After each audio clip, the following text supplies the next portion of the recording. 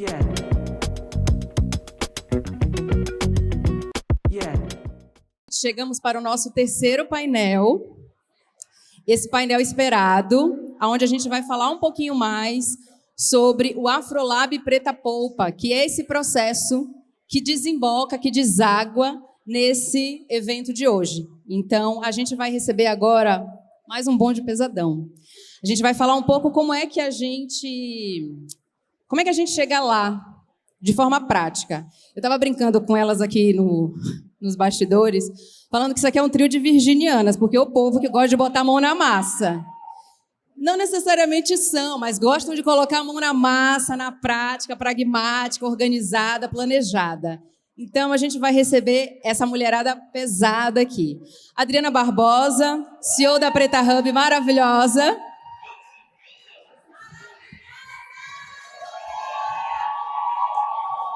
Agora sim. Para completar essa prosa, a gente vai receber diretamente do Rio Grande do Sul, Dina Prates. Ela é educadora financeira, palestrante e mentora, sócia fundadora da Estrela Preta e, como ela mesma gosta de dizer, sonhadora na prática. Também acho. E agora, fechando com chave de ouro esse trio poderoso, Ludmila Oliveira, mentora de negócios, empreendedora social, educadora financeira. Ela trabalha com Madre Gestão Afrodiaspórica e é fundadora da Criativa e Oiê Finanças. Dispenso qualquer outro comentário que eu possa fazer. Vou me retirar, porque essas maravilhosas têm muito para ensinar para a gente. Obrigada. Gente, eu fiquei até com vergonha agora. Vocês não ficaram com vergonha? Fiquei. Primeiro, boa noite, né? Novamente, muito feliz. Mas muito feliz por encerrar esse ciclo de painéis que a gente fez hoje, falando sobre educação, sobre gestão, sobre mentalidade, sobre uma série de coisas relacionadas, né, ao processo financeiro. Eu com a Lud e com a Dina, a gente já tem uma jornada já, sei lá, de quanto? Desde 2019? 2018, a gente se juntou para fazer o programa Afrolab e elas, né, rodaram, representaram, né, vários lugares desse país, falando sobre empreendedorismo, sobre vários assuntos. Especificamente, esse ano a gente se juntou para pensar num processo de educação financeira que tivesse a nossa cara, né, que pudesse trazer as nossas questões subjetivas, as nossas questões em relação à ancestralidade de como lidar com o dinheiro. A partir daí saiu uma formação específica que chama Afrolab Preta Polpa. Então, o ano que vem vai rolar de novo. Eu sugiro que vocês se inscrevam, porque essas duas aqui, ó, ajudaram a construir a metodologia com muitos conteúdos, com muitas ferramentas e dicas. E para finalizar nessa nossa conversa aqui hoje, eu queria trazer mais para uma dinâmica do dia a dia, assim, né? Como é que a gente lida com as finanças, né, no dia a dia? Quando eu comecei a entender um pouco de empreendedorismo, chegavam algumas palavras assim para mim: fluxo de caixa, DRE, balanço, balancete. Umas coisas que eu falava assim, mas que raio é um balancete? Qual a diferença de um balancete para um balanço? E aí, nesse processo dessa jornada de educação, eu falei, a primeira coisa que a gente precisa ter é um glossário para desconstruir, né, ou pelo menos nos ensinar o que significa cada uma dessas coisas. E aí, queria trazer vocês para essa roda, né, para que vocês nos contem, né, um pouco desse beabá, do que a gente está falando de educação financeira. Conta para a gente o que é, né, essa educação financeira, se vocês acham que isso evoluiu no Brasil, como é que a gente está, e o que vocês têm feito para atuar como educadoras, né? Vocês são educadoras. Adriana, a educação financeira a gente já não tem nas escolas, mas a gente tem em casa. Porque 90% das mulheres são administradoras do dinheiro das suas casas e o dinheiro da sua família. E a gente, enquanto população negra, a gente se encontra numa cozinha onde a mãe administra o dinheiro para o mês inteiro. Só que isso não tem um reconhecimento perante ao mercado. E quando a gente olha isso para o empreendedorismo, a gente também tem um grande trauma, né? O trauma da educação de uma qualidade bem ruim para as nossas crianças, que traz o afastamento das exatas. E esse trauma a gente leva na vida. E quando a gente começa a empreender, normalmente a gente começa por onde a gente gosta. É nas nossas potências que a gente empreende. E com essas potências, a gente também deixa de fazer as coisas que a gente não gosta. Só que todo mundo gosta de dinheiro. Porque dinheiro possibilita a gente ter dignidade, sonhos e construções de futuro. Então, quando a gente pensa no Afrolab, com cada detalhe e uma felicidade muito grande de ser uma parceiraça da construção de cada dia, de cada minuto que a gente pensa para que esse Afrolab ele possa ser isso, é trazer não só as ferramentas, a academia, os nossos estudos e pesquisas, mas também trazer a nossa vivência, trazer a vivência da nossa família, a educação e a potencialização de toda a Casa Preta para as suas crianças e para a criação do futuro, que são as crianças e que nós somos crianças dentro das nossas casas. Para você, Dina, você que acompanhou, né, essas mulheres durante essa jornada, e mesmo, né, com você que é uma influenciadora, o que você tem visto? Qual é a principal dificuldade hoje da população preta em relação ao dinheiro? O que as pessoas mais querem aprender? Olha, eu diria que são vários desafios e são várias barreiras, né? Que, quando a gente está falando de dinheiro. A primeira delas é que dinheiro ainda é muito tabu. Então, as pessoas já... Quando eu vou falar de finanças, as pessoas já acham que eu vou abrir uma planilha aqui e que elas vão ter que fazer todas as contas dela nessa planilha e ter que aprender a colocar tudo lá. E eu falo que a gente precisa trazer sempre finanças de uma forma mais humanizada, mais carismática, mais fácil, mais acessível. E esse distanciamento vem muito desse ponto que a Lud trouxe, né? Da falta de acesso à educação e, principalmente, uma educação empreendedora. Porque a gente começa a empreender já fazendo. Nós não somos os empreendedores que receberam o investimento lá no início e que tiveram, muitas vezes, recursos para começar a colocar em prática os seus negócios. Então, se eu não tenho acesso, muitas vezes, a recursos para conseguir estruturar um pouco mais esse negócio, ter acesso a um curso, alguma outra formação, isso vai dificultando. Então, desde já, eu já começo a pensar, bom, eu vou fazendo, vou vendo no que dá, vou vendo o resultado, e aí os problemas vão aparecendo, e as barreiras vão aparecendo, os desafios vão aparecendo no meio do caminho. E eu acho que é importante a gente pontuar também, falar sobre a importância do acesso ao crédito, e como isso é um desafio na vida dos empreendedores, dos afroempreendedores também. Porque quando a gente fala do crédito no Brasil, a gente esquece de dizer que a gente tem acesso muitas vezes ao crédito, mas não é um crédito de qualidade e que está acessível para toda a população. E os empreendedores que muitas vezes estão buscando esse crédito para conseguir potencializar a sua produção, investir mais em equipamentos, em toda a sua estrutura de negócio, eles vão para o mercado, vão para os bancos e aí eles têm a cara na porta, porque muitas vezes a gente não consegue nem entrar dentro dessas instituições, porque o racismo estrutural ele já vai criando sempre um distanciamento, colocando finanças como se fosse um assunto completamente diferente, que não fosse um assunto nosso, como se não estivesse dentro das nossas famílias, como se não fosse para nós, e como se esse sistema, e como também o sistema bancário, não é estruturado para entender o empreendedor que muitas vezes não tem um controle financeiro. Mas não é que ele não tem um controle financeiro porque ele não quer, é porque muitas vezes ele não conhece uma ferramenta e não sabe como fazer. Só quem está apresentando, eu acho, no método tradicional. E eu acho que isso foi uma das coisas que a gente foi conversando também ao longo da metodologia para desconstruir. Primeiro, falar de uma forma afetuosa, trazer para coisas que a gente gostasse, para entender que essas barreiras elas não vão ser os principais, elas não vão estar na linha de frente. A gente vai trazer os nossos sonhos para a linha de frente, para depois começar a pensar, bom, agora quais são os outros pontos, os outros passos que eu posso dar para conseguir vencer o mercado e como ele está posto para nós. Muito bom. E falando em sonhos, Lud, se hoje, vamos supor que hoje eu tenho o sonho, por exemplo, de ter minha casa própria. Quem aqui não tem o sonho de ter a casa própria, gente? Quem aqui hoje tem casa própria? Levanta a mão. Nossa, inxalá, gente, bate de palma. Muito bom. Se hoje, vamos supor, eu quero ter o sonho da casa própria, o que eu preciso fazer? Qual é o caminho para eu realizar esse sonho da casa própria? Para um empreendedor, primeiro, ir buscar acessibilidade à educação financeira e implementação dela dentro da sua empresa. Porque a gente fala muito do empreendedor como se ele não fosse um empresário. Ele é um empresário. Ele é um empresário único hoje, mas em construção de não ser o MEI, né? Que a gente vem ouvindo falar aí. Só que, sem a gente implementar gestão financeira, práticas financeiras, controles e toda uma organização, esse é o primeiro passo.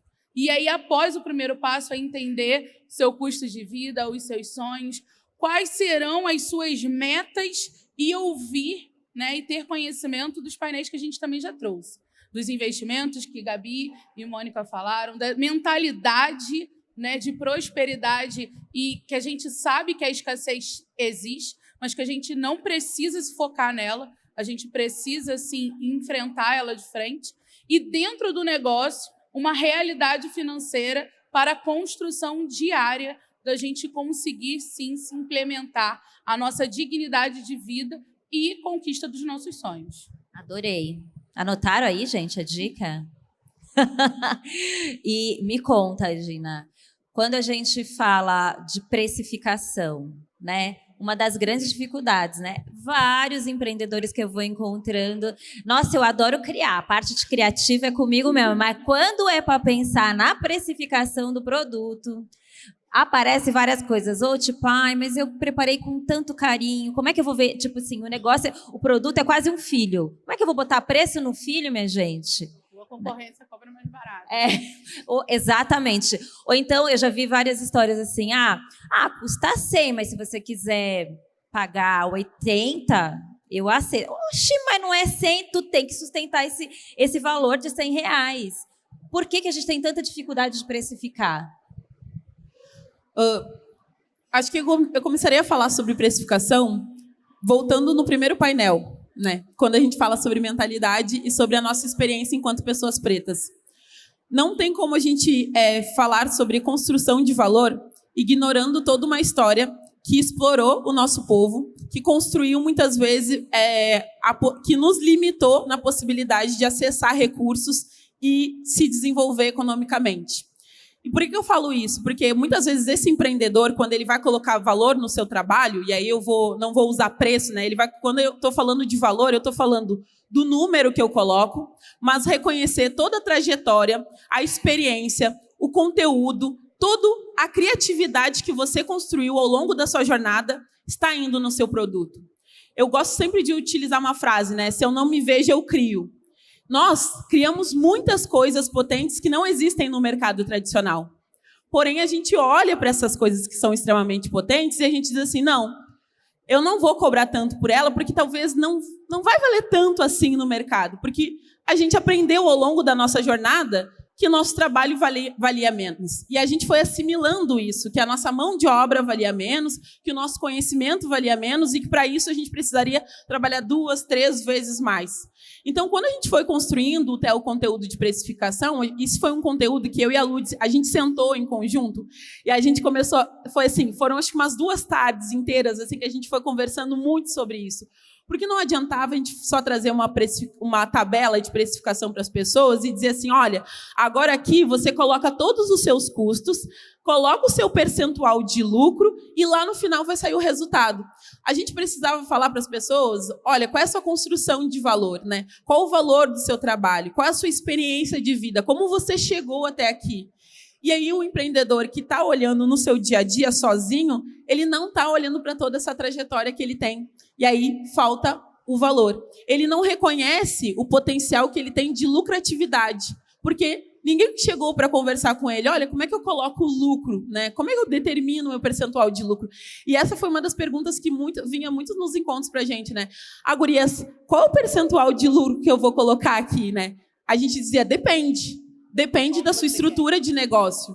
Depende de quem você está pagando, né? Quando você quer contratar alguém, a gente contrata uma pessoa e a gente não quer explorar da mesma forma como o mercado muitas vezes nos explora. Então, muitas vezes eu quero valorizar a mão de obra desse profissional, só que para valorizar a mão de obra desse profissional, eu preciso cobrar um preço justo também no meu trabalho. E o desafio muitas vezes está aí, de reconhecer, de trazer essa autoestima, sabe? De pegar e fazer esse resgate, de reconhecer as nossas potências e dizer, olha, esse negócio tem valor. Eu sou uma pessoa potente. Eu sou uma pessoa que eu tenho muita possibilidade de crescimento. Se esse cliente diz que o meu preço tá muito alto, vai ter outra pessoa que vai comprar. Eu vou entender do meu público. Mas aí vem uma outra história, vem uma outra construção, uma outra trajetória, falando de um outro lugar de potencialidade que, muitas vezes, quando eu vou falar de empreendedorismo e as pessoas trabalham precificação num ambiente tradicional, elas não vão reconhecer a nossa trajetória como um valor agregado. E isso, muitas vezes, falta para nós afroempreendedores olhar para essa riqueza dessa história com cuidado, com afeto, sabe? Com potencialidade mesmo, assim. Eu acho que foi um ponto, assim, não sei se a Lud quer complementar. E tinha uma coisa também que a gente trazia muito e traz dentro do Afrolab, que é o passo a passo da sua construção até o seu produto estar pronto para ir para o cliente. E diversas noites a gente falava, elas ficavam assim, não, isso eu não coloquei. Não, mas tem que colocar isso? Não. E hora? Mas eu trabalho o dia inteiro. Não, cadê a sua gestão de tempo? Quanto tempo você ficou fazendo? E como a gente trazia a mesma perspectiva de pensamento da construção do valor, mas junto com as ferramentas, com você saber a sua produção e a valorização da sua produção. Porque dentro do empreendedorismo tem isso, até para ter a segurança de falar o seu valor de venda e quando ter o desconto, ser um desconto digno para você ainda ter lucro. E o dia da precificação é o dia que a casa cai, que o Afrolab termina às 11 horas da noite, que a equipe quer matar eu e Dina. E assim. Agora, vocês duas são... deixa eu perguntar uma coisa para vocês. Quem aqui é empreendedor? Caramba, tem bastante gente. Vocês sofrem para precificar? Aqui as coachings. Precificação, coaching precificação. Agora, vocês duas são empreendedoras. Em algum momento vocês tiveram dificuldade de precificar o que vocês fazem? Você, né, tem uma parte de educação, de consultoria, mas você também tem uma marca, né, de acessórios. Como é que foi essa construção da sua marca até você sustentar hoje, né, o que você vende? Tiro, porrada e bomba entre eu e minha mãe. Era a criação e o financeiro. O não vai, mas vai. O desconto, mas por que teve desconto? Eu costumo dizer que a minha marca ela nasceu perfeitamente dentro da gestão financeira, mas das outras áreas uma porcaria. E a gente continua estudando até hoje, muito. Mas entendendo isso, entendendo que tem uma história dentro do mercado financeiro, dentro da gestão financeira, que fez com que eu possibilitasse essa marca. Mas se eu olhar para trás, já paguei muito para trabalhar. Paguei mesmo, tirei do bolso, porque o valor que era cobrado não dava nem para poder cobrir os custos. E uma das coisas da faculdade de administração, quando chegou a parte da gestão financeira, que eu achava que nem era para mim, gente, tinha saído de moda para administração, que é isso, eu vou para números, que eu parei, olhei e falei, eu gosto de dinheiro. Se eu não souber me administrar, eu não vou administrar a empresa de ninguém, então eu vou dar conta disso. Essa construção chega na criativa de uma forma que entende, porém, chega às minhas amigas empreendedoras e a barreira, né? O tirar o salto. E a gente tem essa construção, né, Adriana? É a primeira vez, né, Adriana? Só que tem o tirar o salto real, entender que o que eu vivi não foi o que as outras vivenciaram. E por isso que eu precisava tirar o meu salto. Maravilhosa. Agora, Dina, além de tudo, é influenciadora digital. Como é que tu precifica? Conta, não, dá dica. Quem aqui faz influência digital? Olha, gente. Vocês sabem precificar a influência de vocês? Sabem? Fala, conta, dá dica. Então, comigo, na parte da criação de conteúdo digital, foi um pouco desafiadora, porque eu não me via enquanto influenciadora. E eu acho que isso entra na questão da precificação também. Eu criava conteúdo para as redes sociais, as pessoas falavam, Dina, gostei muito do teu conteúdo, gostei disso, gostei daquilo. Só que eu ficava assim, tá, mas eu não sou influenciadora. Eu não sou influenciadora. E aí, a primeira vez que chegou um pedido de publi para mim, eu fiquei assim, meu Deus do céu! Eles querem... E aí, publicidade, para quem não é desse universo. publicidade, propaganda e paga na internet. E eu fiquei... E aí, ao mesmo tempo, já veio outro pensamento. Por que eu estou admirada com a potência de um trabalho e de uma trajetória que eu não estou construindo só hoje, né? E aí, várias vezes, a gente recebe proposta nas redes sociais, e eu acho que isso é uma experiência comum entre pessoas negras, que as pessoas dizem assim, faz esse trabalho aqui em troca de visibilidade. E eu aprendi a dizer para as pessoas que visibilidade eu já tenho da minha mãe. A minha mãe já me vê, ela já reconhece como potência, entendeu? Eu falo assim, então, olha só, visibilidade, já tenho. Entendeu? Dona Rosa já me vê, inclusive, beijo, mãe. Né? Dona Rosa já me vê, já sabe. E isso eu já tenho. Já tenho a visibilidade da minha comunidade que entende que meu trabalho é importante. Agora, entender o impacto que isso está causando foi importante também na precificação. E aí, quando veio a primeira agência para fazer a mediação, fazer o meu comercial, eles começaram a conversar comigo e eu também não tinha muita ideia de que isso é um outro tipo de precificação. E quando a gente trabalha com o financeiro, existem diversas formas de precificar um trabalho. E existem diversas áreas diferentes que serão precificadas de diferentes formas. E eu comecei a entender, qual é o impacto e qual é o objetivo que esta marca quer ao me chamar, né? Todo mundo sempre... Não existe aquela história de não existe almoço de graça, não existe imagem de graça, né? Sempre todo mundo quer alguma coisa. E aí eu também tive que entender qual era o valor da minha imagem, qual era o valor dessa experiência que eu estava trazendo e qual era o mínimo que eu estaria disposta para colocar o meu nome na rua em parceria com empresas brancas, né? Porque uma coisa é eu falar de uma parceria com uma empresa preta que vem do mesmo lugar que eu tenho e que potencializa. Então, Dri, se tu me chamasse, a gente sempre esteve junto, porque a gente sempre se potencializou desde 2019, desde que eu cheguei com uma mochila lá na frente lá do Red Bull Station, entendeu? Que são pessoas que potencializam o nosso trabalho. Agora, outra marca, a gente precisa entender o que ele quer com a nossa imagem, né? Quanto eu custo, qual é o meu custo de vida hoje, porque é diferente do custo de vida anterior. E o trabalhar com a imagem também tem um investimento. O investimento da roupa, porque, né, para estar maravilhosa aqui, a gente investe. Para poder fazer a imagem bonita, tem que investir em tecnologia. Então, eu acho que são aspectos que muitas vezes a gente precisa olhar primeiro, entender quais são os investimentos, qual o valor do meu trabalho, o que eu tenho feito para colocar ele na rua, para construir essa percepção de valor e brigar. Sentar o pé e dizer, não, talvez eu perca esse trabalho aqui, mas beleza, no próximo vai ter que me pagar, vai ter que me aceitar. Para você, Lud, assim, eu vejo muitos influenciadores que dão formulinha de bolo, né? Eita, faz que você vai ficar rico. Vocês não viram isso já? Não acompanha? Tem vários influenciadores com formulinha de bolo para a gente enriquecer. Fala pra gente. Ludmila, a gente quer a formulinha de bolo. Como é que a gente vai enriquecer? Eu quero meu 1 milhão em 3 dias, em 7 dias. 6 dígitos em 7 dias, por favor. Tem algumas fórmulas aí, gente.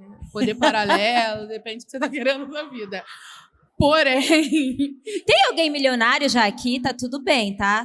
Tem vários... Sem pudor, Mas tem vários milionários aqui de potências, Adriana.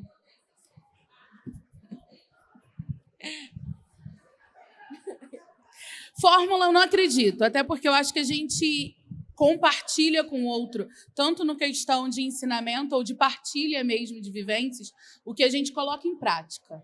E nenhuma fórmula comigo deu certo. Só que existem organizações, né? Todas as vezes que estou com empreendedores e com qualquer pessoa, eu falo, saí sim do mercado financeiro, entreguei sim uma carta de demissão e mergulhei no mundo empreendedor. Mas calma. Eu tive uma reserva, na verdade, o dinheiro na conta para poder me sustentar durante 1 ano. Porque na minha cabeça era, se em 6 meses não der certo, eu tenho mais 6 meses para voltar para o mercado de novo, ou então bater lá na porta da empresa e falar, e aí, gente, estou de volta, estão querendo me aceitar? Porque a vivência, cada um tem uma realidade, então eu não acredito numa fórmula. A minha realidade é diferente da sua, que é diferente da Dina. E, principalmente, quando a gente estava construindo o Afrolab, somos 2 mulheres pretas, solteiras e não mães. Então, a gente tinha toda uma preocupação de trazer o conteúdo e trazer ferramentas e vivências para outras pessoas que não têm a mesma vivência que a nossa e que têm, na verdade, outras responsabilidades maiores. E quando eu falo de formas, eu falo, me desculpa, eu sou o chefe da minha família e se faltar comida na minha geladeira, dana-se a minha empresa, porque eu tenho uma criança. E é legal a gente falar sobre isso, né? Dessa não de ter fórmula, né? Eu também não acredito nisso.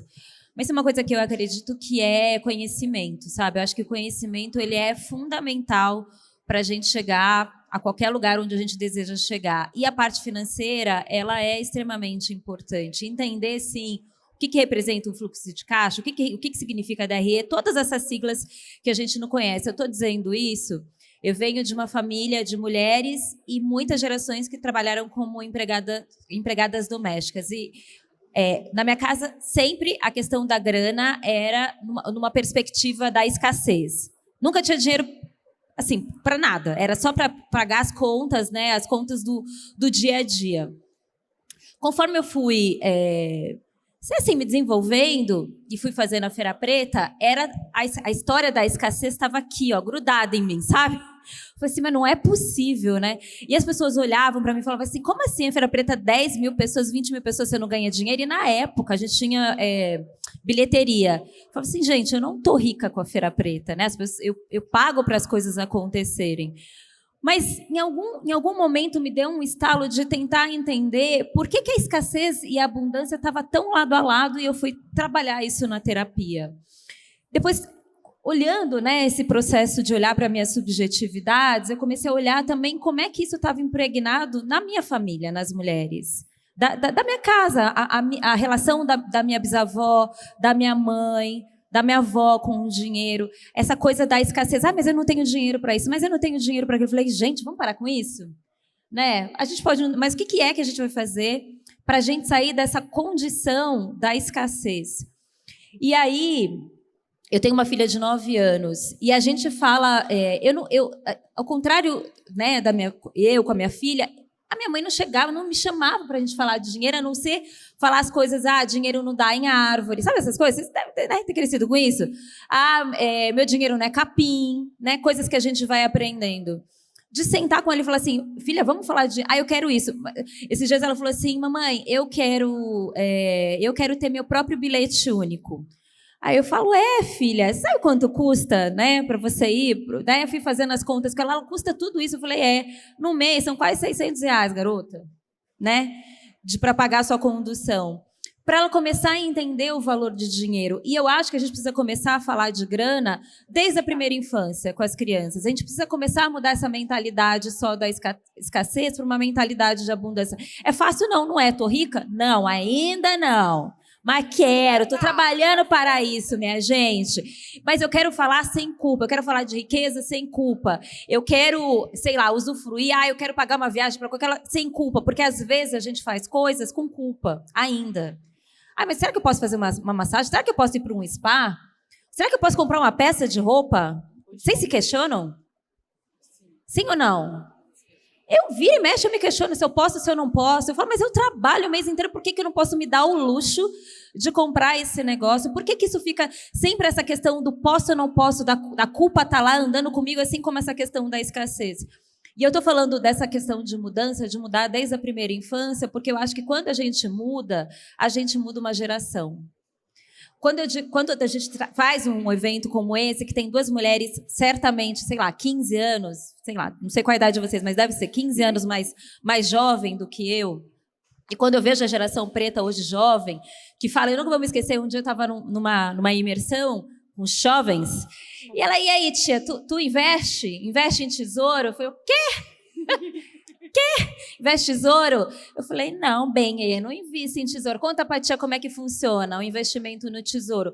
Tem uma transformação em curso muito importante que está acontecendo, que é as novas gerações que têm falado de dinheiro de uma outra perspectiva. A gente teve um processo de revolução importante. Quando a gente olha hoje de pessoas pretas, né, dentro do mercado corporativo, tem mulheres negras hoje, gente, que ganham 20, 30, 40, 50 mil reais. Isso é uma mudança que está acontecendo no país. né? Eu lembro, quando eu trabalhava numa organização social, eu tinha um vale-refeição de R$ 4 para eu comer. Quando eu comecei a ganhar um pouquinho mais de dinheiro, eu ia no almoçar, no quilo, e eu sempre pegava aquele valor de R$ 4. Minha mente estava, sabe, programada para consumir R$ 4, mesmo que eu tivesse 40 para consumir. Então, não importa se você vai ganhar, sabe? Se você chega nesse nível de você ganhar 20, 30, mas qual é a mentalidade que você tem em relação à prosperidade? A sua mente mudou ou não mudou? Você continua tendo seus mesmos padrões de comportamento de quando você ganhava 4 para quando você ganha 40? O que foi acontecendo na vida de vocês em relação a tudo que está acontecendo? As coisas mudaram. A gente tem problema de falta de grana? Tem, porque a gente teve pandemia, muitos empreendedores quebraram, muitas coisas aconteceram. Eu sou daquelas que eu falo dos fracassos e eu já cheguei no fundo do poço de pedir dinheiro para comer. E eu não tenho vergonha nenhuma de falar isso, porque isso pode acontecer com qualquer um que está aqui, né? Então, só para dizer que eu fico muito feliz de poder ver vocês, que é uma outra geração, que a gente possa falar de dinheiro sem culpa, sabe? E se der ruim, que a gente pode falar quando também está dando ruim, sabe? Puxa, fiz errado, investi errado, precifiquei errado, calculei errado. Mas e quando a gente acerta, também falar quando a gente acerta e compartilhar com as outras pessoas. Gata, eu fiz um investimento que deu tão certo. Não é formulinha de bolo, mas deu certo se você tentasse essas possibilidades. Seja generosos em poder compartilhar essas informações em relação a dinheiro e a gente falar no dia a dia como se fosse um processo natural. Não como um tabu, eu estou ganhando dinheiro e ninguém precisa saber. Eu vou esconder aqui. Ninguém precisa saber, viu, gente, que eu estou ganhando dinheiro. Não estou falando que é para você contar tudo que você ganha, mostrar seu olerite, mostrar, né, o seu faturamento. Mas a gente poder celebrar também quando a gente faz grana. E aí, para encerrar, né, porque agora, né, vocês viram que já abaixou a luz, queria que vocês dessem a dica final. 3 dicas cada uma. 3 dicas cada uma desse rolê de educação, de gestão e de saúde financeira. Dicas rápidas. A primeira dica é sonhe. Sonhe muito. Coloque valor nos seus sonhos e organize as suas finanças pessoais, mas não só as suas finanças pessoais. Sente para falar sobre finanças com a sua família, porque não adianta a gente organizar o nosso e aí chega alguém, pede dinheiro e a gente está desorganizado coletivamente. Então, sonhar sempre, número 1, primeiro passo da educação financeira, colocar valor nos nossos sonhos, entender quanto custa, o que eu preciso para ser feito, porque isso vai ser o motivador. E, por último, sentar para ter uma conversa no almoço de domingo para falar sobre dinheiro abertamente. Eu acho que essas são as 3 dicas base assim, para começar a dar o pontapé para falar de educação financeira. Nem sempre é só sobre pegar a planilha primeiro, né? Às vezes é refletir um pouco mais para dar esse start. A primeira é se cure e se conheça. Façam terapia, cuide da sua cabeça, da sua energia, tenha fé em alguma coisa, para poder você conseguir sonhar. A segunda é busque conhecimento. A gente sabe que o acesso ao conhecimento, o acesso à educação no nosso país ainda é muito difícil para chegar nas periferias. Mas busque conhecimento, porque o conhecimento é o maior investimento que você pode ter na vida. E o terceiro é não desista. Vão ter muitas dificuldades no caminho. Você vai precisar de um caminho de construção coletiva. Sozinho, ninguém chega a lugar nenhum. Mas não desista da sua meta. Porque se você tem uma meta, mesmo que seja muito difícil e que seja longo o caminho, coloque ela no papel, olhe para ela todos os dias e lembre o porquê que você está buscando aquilo. E sempre bem. Porque se a gente não estiver bem mentalmente, a gente não vai conseguir estar bem financeiramente, empreendedorismo, trabalho, construção coletiva, porque o primeiro é a cura, né? E a cura precisa ser se conhecer, se aceitar e se acolher.